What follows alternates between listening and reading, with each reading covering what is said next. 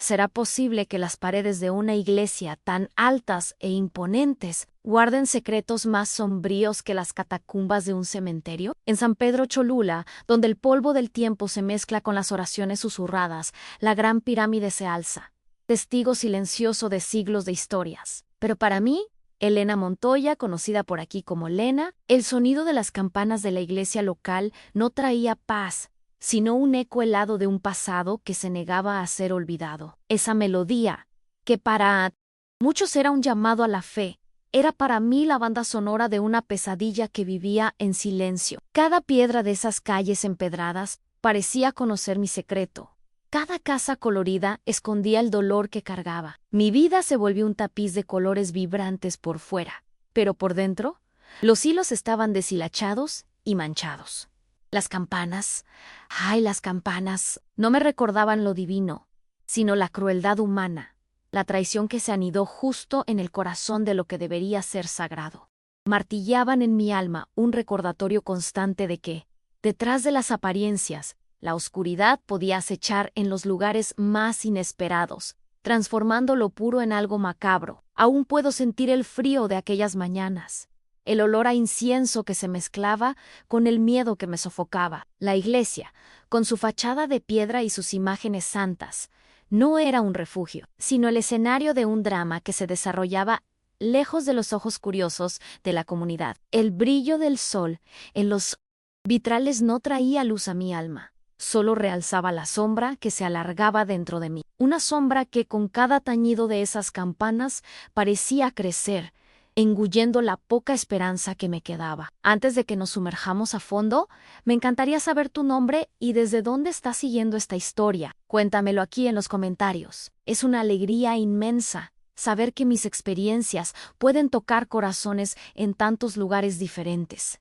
Que Dios te bendiga. Mi casa, un santuario de colores y recuerdos, era el único lugar donde podía respirar. Allí, entre mis alebrijes coloridos y las fotografías descoloridas de un tiempo que parecía no haber existido, intentaba encontrar un pedazo de paz. Pero incluso allí, el eco de las campanas lograba alcanzarme, arrastrándome de vuelta a un pasado que desesperadamente intentaba enterrar. Era como si la ciudad entera conspirara para recordarme lo que quería olvidar.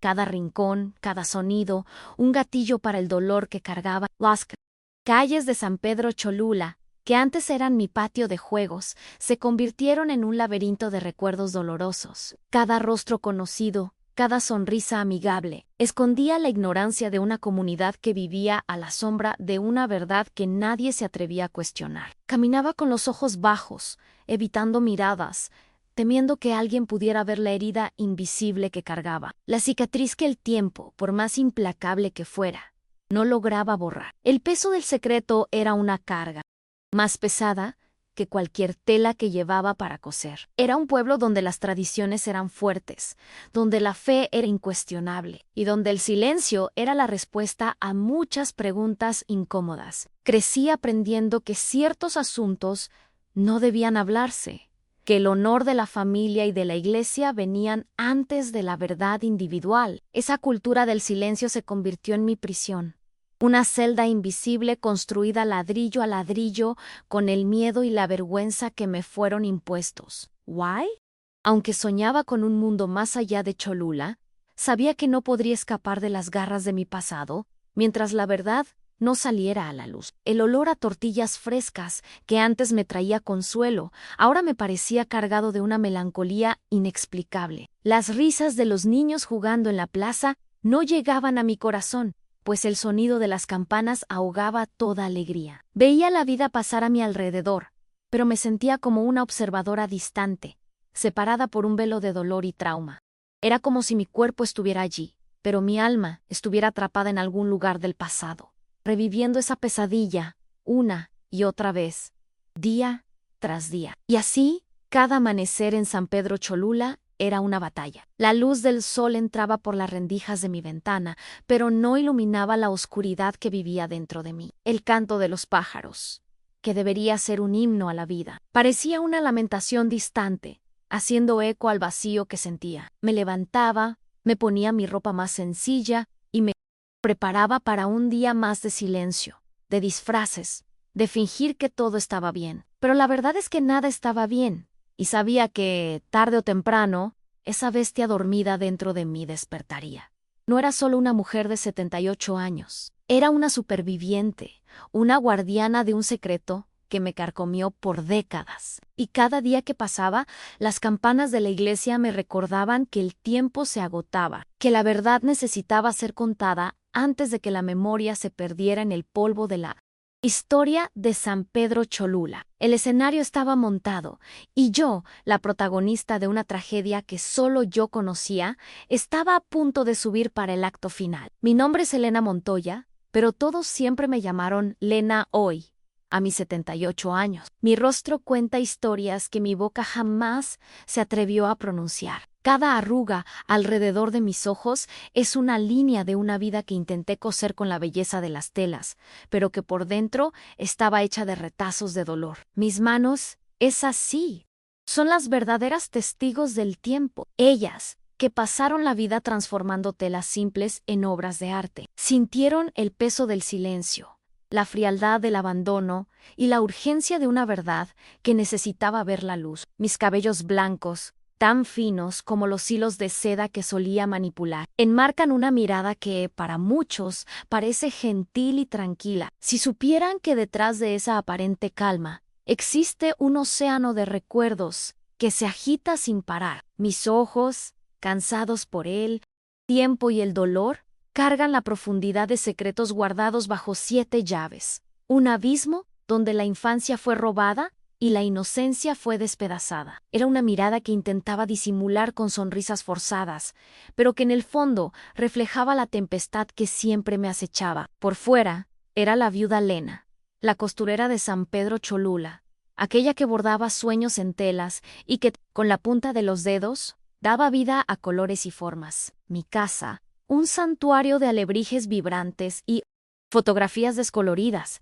era un reflejo de la paz que intentaba desesperadamente construir. Cada objeto allí era un pedazo de mi alma, un intento de llenar el vacío dejado por un pasado que me negaba a enfrentar. La paz que emanaba de cada rincón de mi casa contrastaba brutalmente con la turbulencia que me consumía por dentro. Pero antes de convertirme en esta mujer que ven hoy, con la piel marcada por el sol de Cholula y por la sabiduría que solo el dolor enseña, fui una niña Lena, la menor, de una familia humilde, llena de curiosidad y sueños que volaban más allá de las montañas de Cholula. Recuerdo soñar con conocer el mundo, con ver otros colores además del azul del cielo y el verde de los campos de Agavi. Era Purau, Ingenhau y la vida, para mí, era un lienzo en blanco, esperando ser pintado con todos los colores del arco iris. Mi universo, en aquellos años inocentes, giraba en torno a una única estrella, mi hermano Mayo Ere. Mateo en él era mi puerto seguro, mi protector, la única luz, en un hogar que parecía dominado por la frialdad y la manipulación de nuestra madre, Isabel. Mateo era mi compañero de juegos, mi confidant, aquel que, con una simple mirada, parecía entender los miedos que no lograba expresar. Él era el ancla que me mantenía anclada a la realidad. El único lazo de afecto verdadero en una familia donde el amor parecía ser una moneda de cambio. Deseaba, más que cualquier cosa, la libertad. La libertad de ser niña, de reír sin reservas, de soñar sin límites. Pero mis sueños eran constantemente aplastados por la realidad de un hogar donde la voz de mi madre era ley, y donde sus decisiones, muchas veces crueles, eran incuestionables. La alegría que veía en los ojos de otros niños era un lujo que no podía permitirme pius cara de ella. La sombra de mi madre se volvía más densa, cubriendo la poca luz que se atrevía a brillar en mi alma. Mi motivación más profunda siempre fue proteger lo poco de mí que quedaba, mantener la cordura en medio del caos que era mí.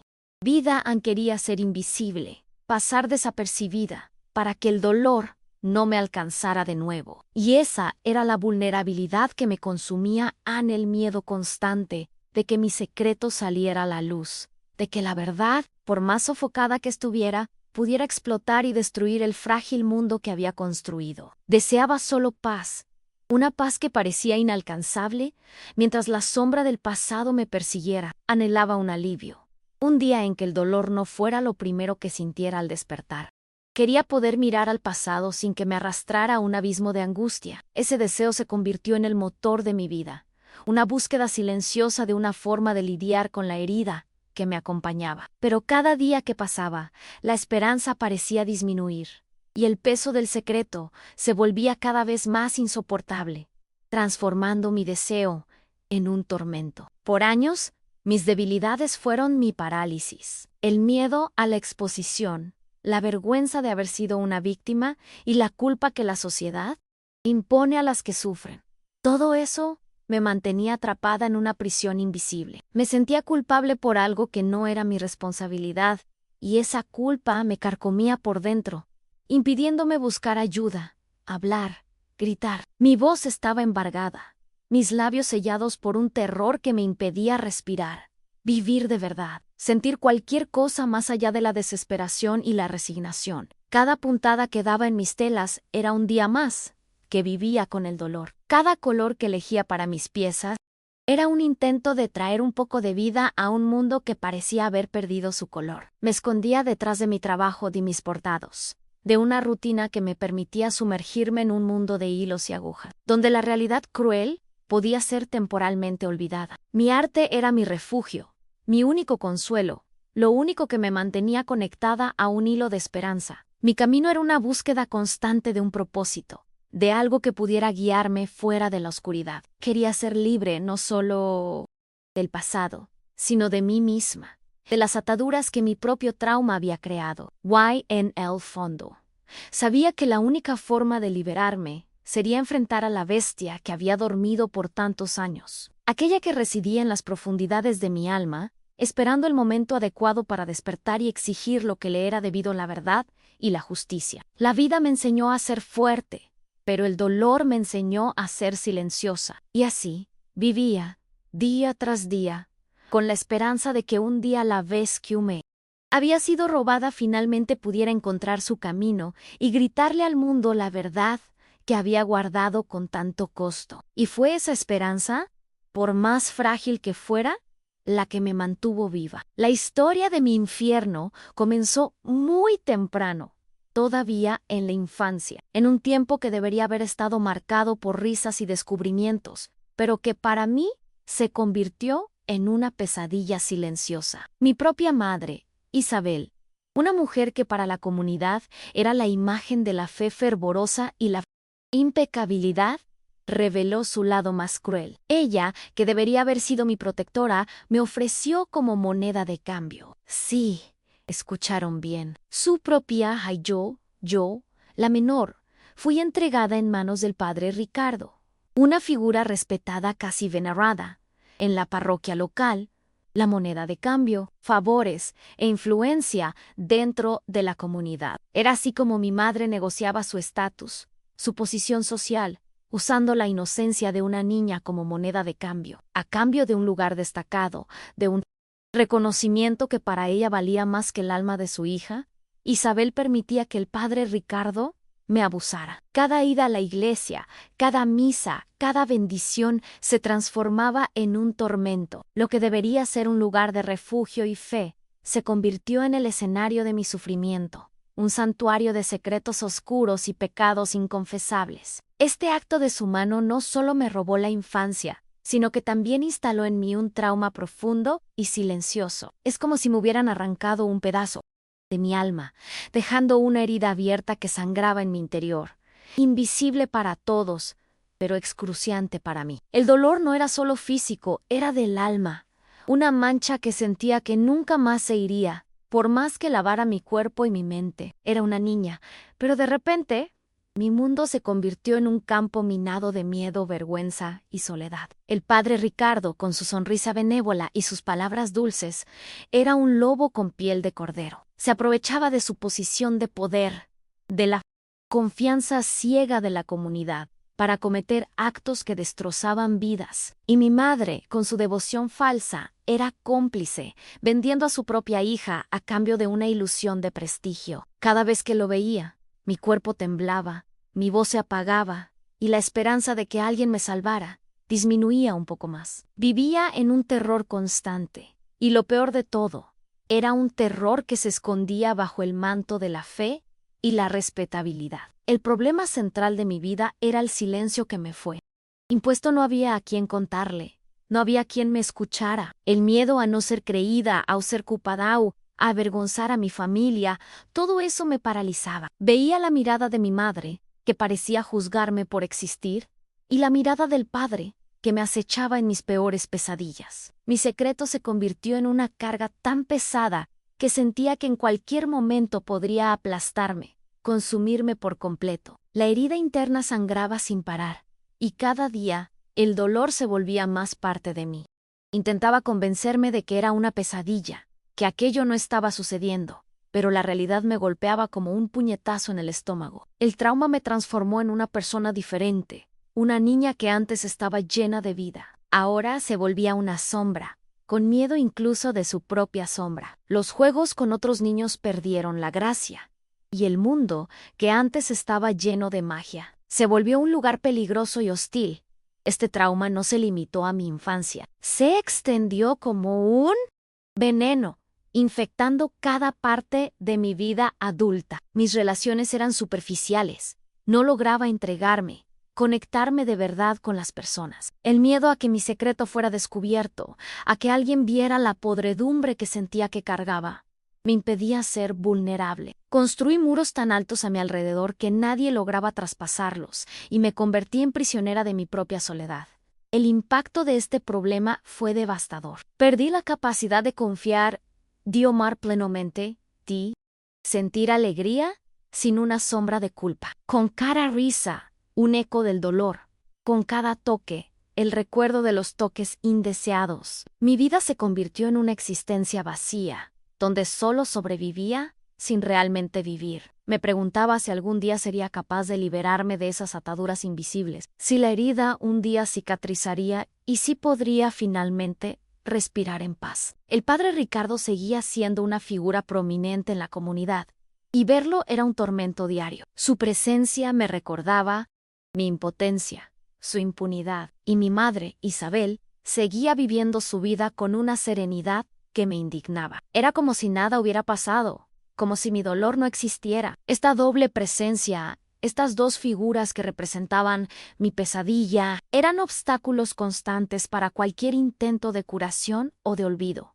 El peso de la vergüenza era inmenso. Me sentía sucia, manchada, indigna de cualquier tipo de felicidad. Esta vergüenza me impedía buscar ayuda, hablar con alguien. Creía que era mi culpa, que lo había provocado de alguna manera.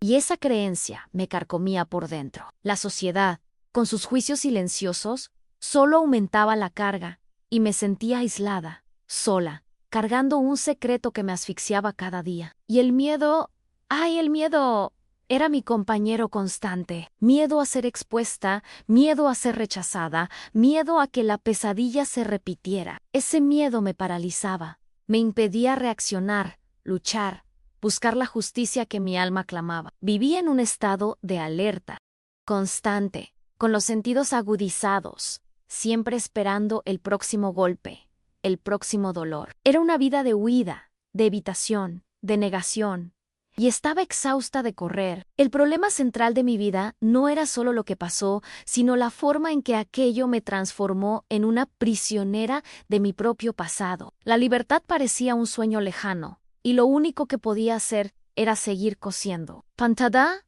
a pantada, intentando remendar una vida que parecía irreparablemente rota. Pero en el fondo, una pequeña llama de esperanza aún ardía, un deseo de que un día la verdad pudiera finalmente liberarme. Cada día que amanecía en San Pedro Cholula, la lucha por lidiar con aquel secreto se volvía más intensa. Yo, una niña que debería estar explorando el mundo, me vi atrapada en una realidad donde cada mirada del padre Ricardo era un escalofrío, y cada silencio de mi madre era un golpe en el alma. Mi infancia y adolescencia fueron vividas en un estado de alerta constante, como un animal acorralado, siempre esperando el próximo ataque, el próximo recordatorio de mi dolor. No había a dónde huir. La ciudad entera parecía cómplice de mi sufrimiento, con sus calles de piedra y su iglesia imponente. Mis elecciones fueron moldeadas por el miedo. Me convertí en una maestra en el arte de esconder mis emociones, de sonreír cuando todo lo que quería era llorar, de fingir que todo estaba bien cuando mi mundo se desmoronaba. Construí una fachada de resignación, una máscara que usaba para protegerme del mundo exterior, pero que me encerraba aún más dentro de mi propio dolor. Cada decisión, por pequeña que fuera, estaba influenciada por el deseo de volverme invisible, de pasar desapercibida, para que nadie pudiera ver la herida que cargaba. El dolor se manifestaba de formas sutiles, pero devastadoras. Me aislé emocionalmente, alejándome de cualquiera que osara acercarse demasiado. Mis relaciones eran superficiales, sin profundidad, pues el miedo a que mi secreto fuera descubierto me impedía entregarme. De verdad, la intimidad se volvió una amenaza, y me encerré en mi propio mundo, donde la soledad era mi única compañera. Ataques de pánico silenciosos, donde el aire parecía faltar y mi corazón latía desbocado. Se alternaban con periodos de adormecimiento emocional, donde no sentía absolutamente nada. La ciudad de Cholula, que antes era mi refugio, se convirtió en mi prisión. Cada calle, cada casa, cada plaza era un recordatorio constante de mis tormentos. Los encuentros forzados con aquellos que representaban mi pasado sombrío, como el padre Ricardo en sus sermones o mi madre en sus visitas, eran golpes que me dejaban sin aliento. Intentaba evitarlos, desviar la mirada, pero era imposible escapar de la sombra que proyectaban sobre mi vida. Cada día me sentía más atrapada, más asfixiada por los recuerdos que la ciudad se empeñaba en traerme. Pero había una luz, un hilo de esperanza en medio de toda aquella oscuridad. A mi hermano Mateo, en él, con la inocencia y la furia de la juventud, comenzó a percibir la oscuridad en mis ojos. Me observaba, me protegía, y yo veía en su mirada la misma rabia que yo sentía, pero que no osaba expresar. Mateo comenzó a desconfiar del comportamiento del padre y de mi madre. Él era la única persona que parecía ver más allá de mi máscara, el único que percibía que algo andaba muy mal en nuestra casa. Con cada señal de mi angustia, la rabia de Mateo crecía. Él no sabía exactamente lo que estaba pasando, pero sentía que algo terrible me consumía. Su furia se transformó en una obsesión por descubrir la verdad, por protegerme, por vengarme. Mateo era mi puerto seguro, el único que me daba esperanza de que un día la justicia pudiera hacerse. Él se convirtió en mis ojos y mis oídos, la voz que yo no podía tener, y yo sabía que él haría todo para salvarme de aquel infierno. Mateo dedicó su vida a investigar al padre Ricardo y, indirectamente, a nuestra madre. Se convirtió en un periodista de investigación, usando sus habilidades para desenterrar secretos e injusticias. Mientras yo me escondía en la costura, él se sumergía en las sombras, buscando pruebas, uniendo las piezas de un rompecabezas que yo ni siquiera sabía que existía. Con cada reportaje, con cada entrevista, se acercaba más a la verdad, y yo sentía, aunque de lejos, que él estaba librando mi batalla, cargando la carga que yo no tenía fuerzas para llevar. Poco a poco, Mateo comenzó a unir las piezas. Descubrió otros casos de abuso relacionados con el padre, una red de silencio que lo protegía y lo mantenía impune. Se dio cuenta de que mi historia no era un caso aislado, sino parte de un patrón sombrío que se repetía desde hacía años. Este descubrimiento no solo confirmó mis miedos, sino que también encendió una pequeña llama de esperanza en mi corazón. No estaba sola, y la verdad, por más dolorosa que fuera, estaba comenzando a salir a la luz. El conflicto interno en mí era constante. La vergüenza me decía que callara, el miedo que huyera, pero una pequeña voz en mi interior, la voz de Mateo, me animaba a luchar. Me veía dividida entre el deseo de olvidar y la necesidad de justicia. Cada día, esta batalla se volvía más intensa, y me sentía exhausta, agotada. Pero la imagen de Mateo, con su determinación inquebrantable, me daba fuerzas para continuar, para no renunciar a la esperanza de que un día podría ser libre. Incluso con el dolor consumiéndome, encontraba consuelo en mi costura. Las agujas y los hilos eran mis confidentes silenciosos. Los colores de las telas, las emociones que no lograba expresar.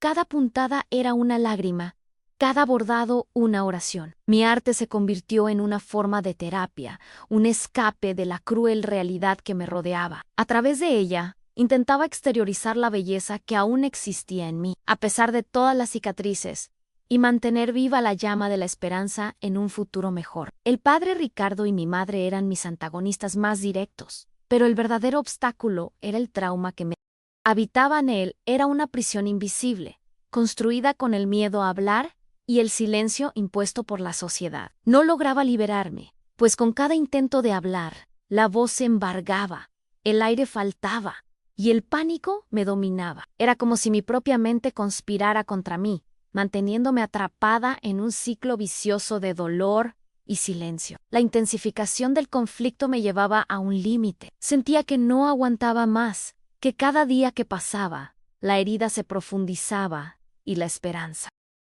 Pero la presencia de Mateo, aunque a la distancia, me daba la fuerza necesaria para continuar. Él era mi faro, mi brújula, el único que me guiaba a través de la oscuridad. Sabía que él estaba luchando por mí y esa certeza me impulsaba a resistir, a no entregarme al dolor que me consumía. Con cada nuevo detalle que Mateo descubría, sentía una mezcla de alivio y pavor. Alivio por saber que la verdad estaba saliendo a la luz.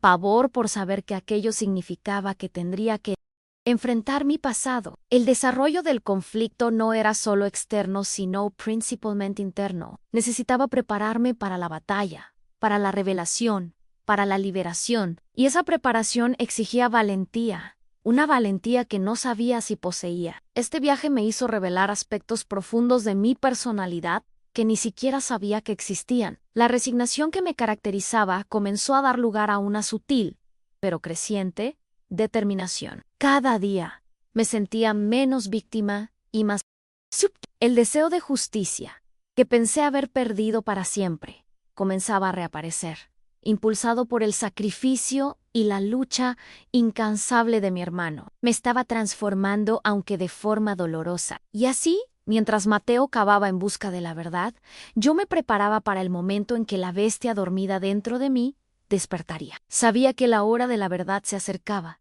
y que tendría que encontrar la fuerza para enfrentar todo lo que vendría. El conflicto se intensificaba cada día y yo sabía que el clímax estaba por venir, el momento en que mi vida cambiaría para siempre. Y estaba lista, o al menos intentando estar lista, para lo que viniera. ¡Ay! Si te sientes conectada a mi historia, comenta lo que más te ha conmovido hasta aquí. Tu suscripción al canal me ayuda a seguir compartiendo relatos como el mío. Te pido que me acompañes en este viaje. Estaba a punto de cumplir 78 años, y la vida seguía su curso en San Pedro Cholula, con sus rituales y silencios.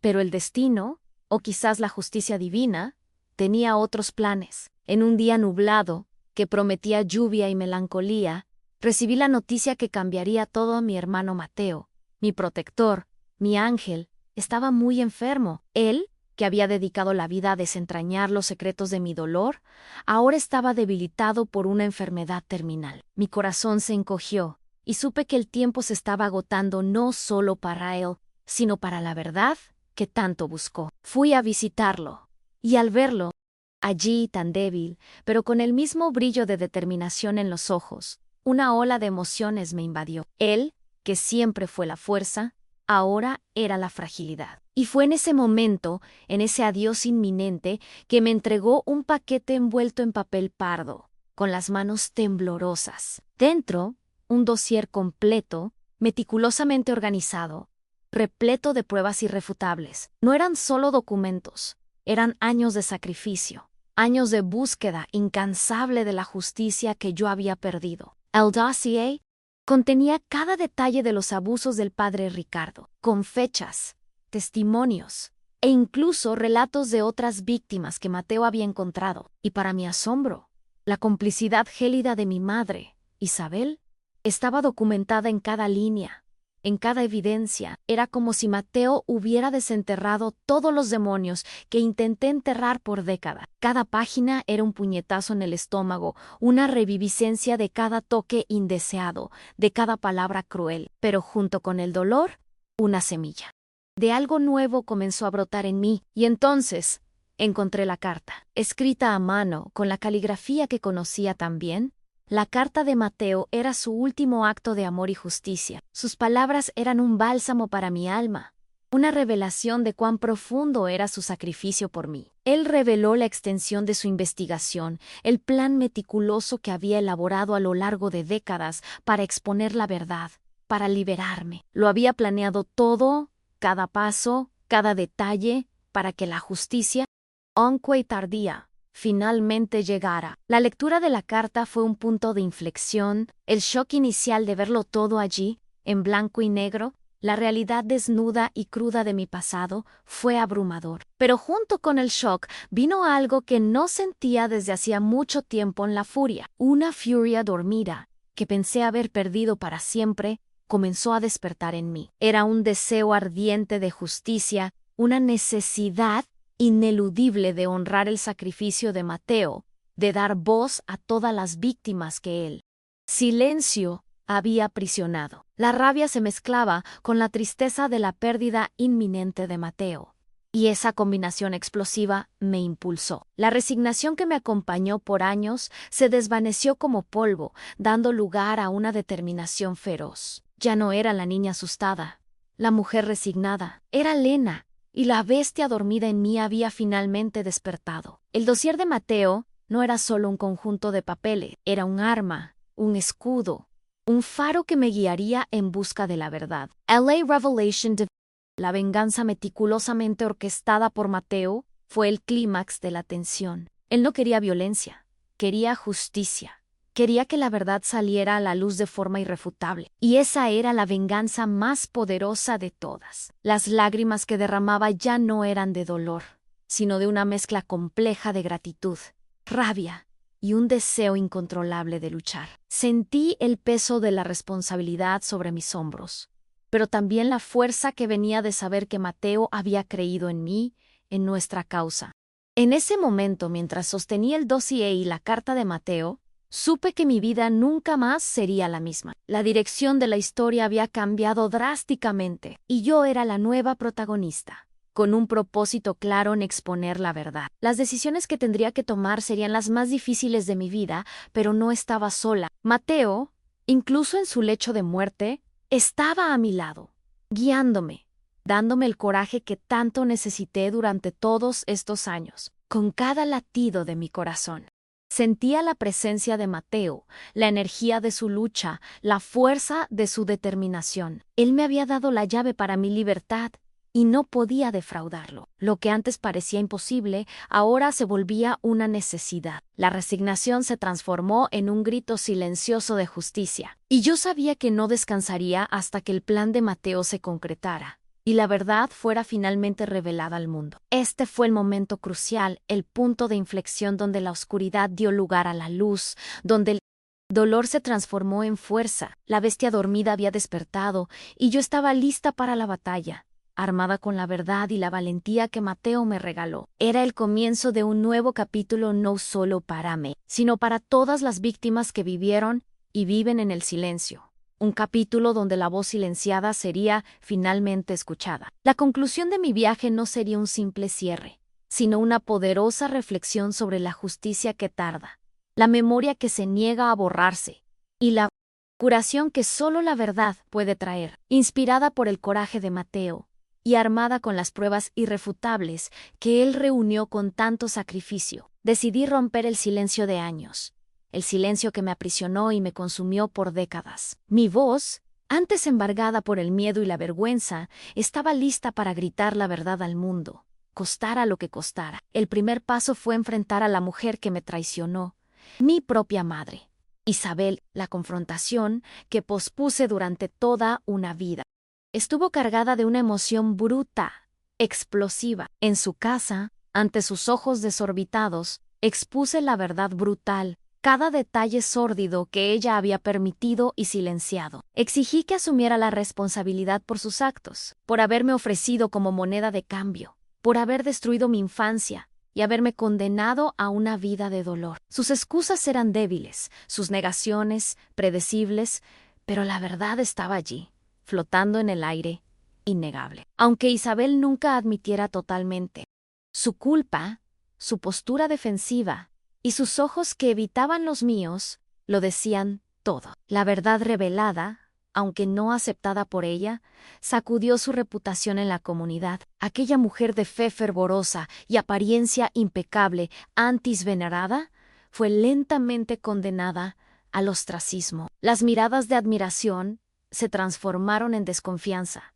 Los murmullos se extendieron, y la comunidad, antes ciega, comenzó a ver las grietas en su fachada perfecta. Esta justicia silenciosa de Mateo fue el primer paso para mi liberación. Enseguida, con el dossier de Mateo en mis manos temblorosas, pero firmes, salí a la luz pública. La valentía que me faltó durante toda una vida ahora fluía por mis venas, alimentada por el legado de mi hermano. Denuncié al padre Ricardo, exponiendo sus crímenes, la red de silencio que lo protegía y la complicidad de la Iglesia. Exigí que la Iglesia y la sociedad reconocieran y castigaran los actos abominables cometidos en nombre de la fe. Mi voz, antes susurrante, resonó por los valles de Cholula, un grito de dolor y de esperanza que ya no podía ser ignorado. La justicia formal puede ser lenta, dolorosa y muchas veces fallida, pero la verdad que yo cargaba. La venganza de Mateo, que se concretaba en la exposición de los culpables,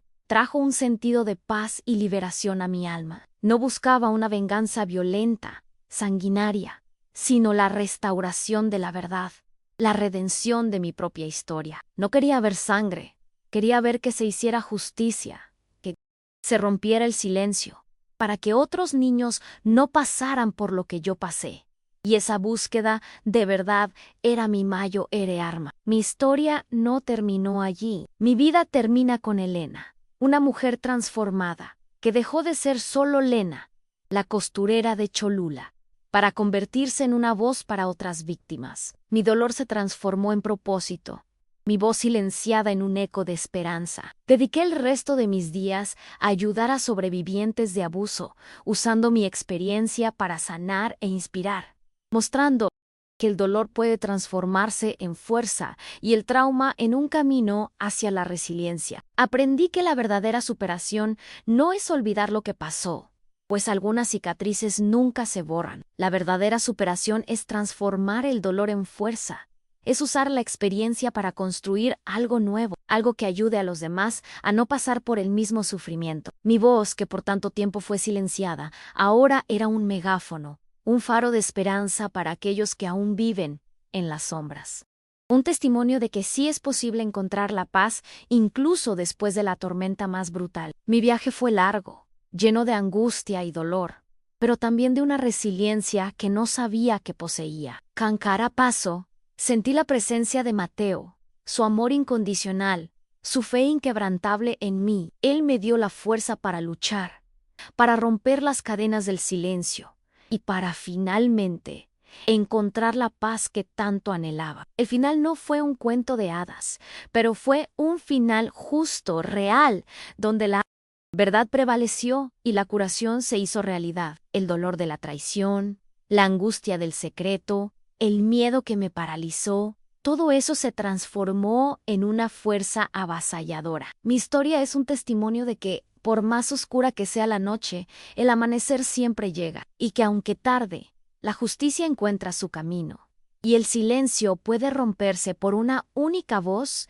que se niega a ser callada. Mi voz, que antes era un susurro, ahora es un grito que resuena, un recordatorio de que la verdad siempre encuentra una manera de salir a la luz. El sonido de las campanas de la iglesia de Cholula, que antes me atormentaba, ahora resuena con un nuevo significado. Ya no me recuerdan la pesadilla, sino mi propio coraje, mi resiliencia, mi capacidad de transformar el dolor en luz. Cada campanada es una victoria, un recordatorio de que la vida, por más difícil que sea, vale la pena vivirla, y que la esperanza nunca debe morir. Soy Elena Montoya, y esta es mi historia, mi verdad, mi viaje de Si esta historia ha tocado tu corazón, si te has identificado con la fuerza de Elena, o si conoces a alguien que necesita escuchar un mensaje de esperanza, te invito a suscribirte al canal. Tus comentarios y tu suscripción son el combustible para que más historias como la mía puedan ser contadas, para que más voces sean escuchadas